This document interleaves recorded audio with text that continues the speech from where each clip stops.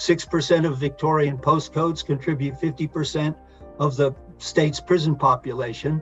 Over 40%, nearly 50% of people, adult males in corrections facilities, have an acquired brain injury. The vast majority of women in contact with the criminal justice system are themselves victims of crime. It's so clear that many in the judiciary have a deep understanding of the complexity of the people who appear before them, but they need more available options. Imagine a system where there's shared accountability and responsibility for preventing offending, reoffending, and keeping our community safe. Could you maybe expand out on how you would see the introduction of a presumption against a short sentence? So one thing to note with the presumption is that it's focused on just trying to prompt the sentencing decision maker to justifying why, for example, the imprisonment is preferable to a community-based sanction. I'm interested in the Maribyrnong Community Residential Facility. We were able to very quickly, literally within weeks, pull together a model that clearly articulated a response, access a facility, develop a partnership, and then support people coming out of prison either on straight release or on parole into supported accommodation.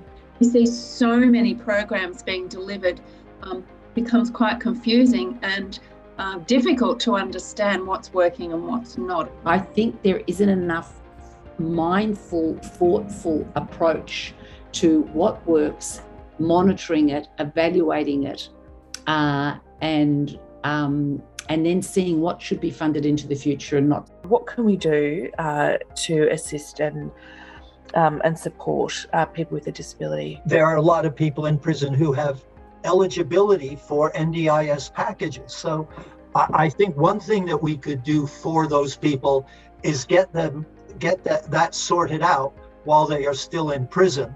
I wondered if you could make some suggestions or recommendations to us about how we could improve the intervention order process.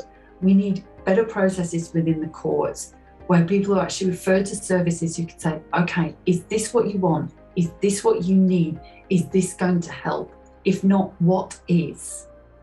And so are you saying that an intervention order should actually trigger other activities? Yes, at a very basic level. And if nothing else, it must be explained to the person it applies to, because they breach not understanding how they breach. Can you please explain to us a little bit more how the use of technology will make it easier for people who are in justice system? Electronic monitoring here plays a very important role in being able to monitor how offenders stay in the community and their liberties are restricted to some extent. The recidivism rate from, say, 7 or 8, 9, 10 years ago has gone from an average of, for adult prisoners, in the low to mid 30%.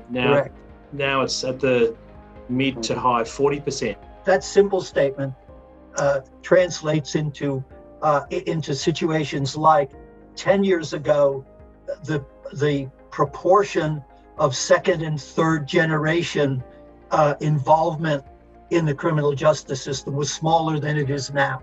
The overrepresentation of the disadvantaged cohort, like the Aboriginals, like the cow communities and our home camps.